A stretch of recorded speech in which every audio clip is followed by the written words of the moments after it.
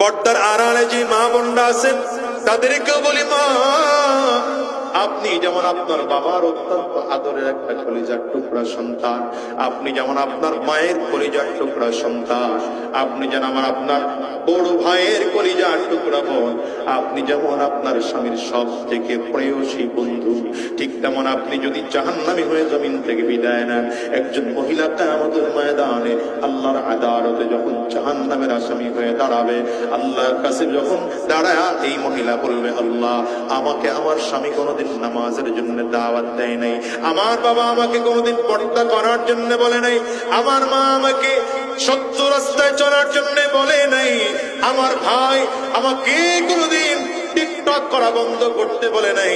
তাইলে এই অবস্থা যখন থাকবে, এই একজন মহিলার কারণে 4 জন পুরুষ জাহান্নামে যাবে, আর একজন সন্তানের কারণে বাবা জাহান্নামে যাবে, মাও জাহান্নামে যাবে। কারণ সন্তান যদি আল্লাহর আদালতে দাঁড়ায় বলে, আল্লাহ আমার বাবা আমাকে দ্বীন শিক্ষা দেয় নাই, আমার বাবা আমাকে দ্বীনের পথে চালায় নাই, আমার বাবা আমাকে নামাজের সাথে পরিচয় করিয়ে দেয় নাই, আমার বাবা আমাকে আলেমদের সাথে পরিচয় করিয়ে দেয় নাই, কোরআন কি জিনিস আমি জানতাম না, হাদিস কি জিনিস আমি জানতাম না, আমার মা আমাকে কোনোদিন কোরআন পড়ার জন্য বলে নাই, আমার মা কোনোদিন পর্দার মধ্যে থাকে নাই, তাহলে মাও ধরা খেয়ে যাবেন, বাবা ধরা খেয়ে যাবে। আর সন্তান যদি আলেম হয়, হাফিজ কোরআনদের বাবা মাথাতে আল্লাহ তাআলা কিয়ামতের ময়দানে নূরের মুকুট পরায় রাখবে। তুমি হাফিজ কোরআনের বাবা, তোমার দাম আলাদা, তোমার সম্মান আলাদা। এই জন্য বলে যাই, সাবধান, এই দুনিয়াতে কয়দিন বাঁচবেন বলেন? আজ আসি আগামীকাল দুনিয়ায় বাঁচবো এমন কোনো গ্যারান্টি নেই, বরঞ্চ দুনিয়াতে আসার সিরিয়াল আছে, বাইরে যাওয়ার কিন্তু কোনো সিরিয়াল নাই। আমি তো প্রায় আলোচনায় বলি, এ দুনিয়া আসার সময় আগে দাদা আসে, তারপরে বাবা আছে, তারপরে সন্তান আসে। যাওয়ার সময় এমনও হয় দাদা দুনিয়া থাকে, নাতি জমিন থেকে বিদায় হয়, বাবা দুনিয়া থাকে, সন্তান জমিন থেকে বিদায় হয়। আপনার আমার ক্ষেত্রেও এমন হতে পারে কি পারে না?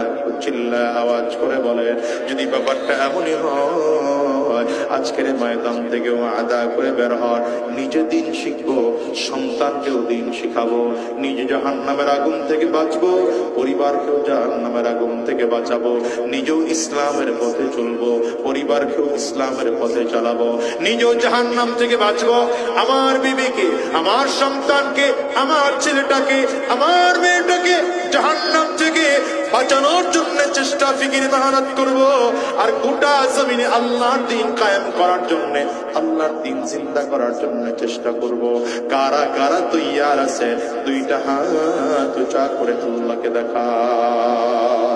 আল্লাহ, আমরা সবাই মিলে ওয়াদা করলাম, আমরা হারাম রাস্তায় চলবো না, শয়তানি রাস্তায় চলবো না, দ্বীনের পথে চলবো, কোরআনের পথে চলবো, ইসলামের পথে চলবো।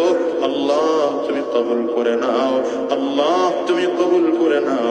চিল্লায় জবান খুলে বলো আমিন, আর জোরে চিল্লা জবান খুলে বলে আল্লাহুম্মা আমিন।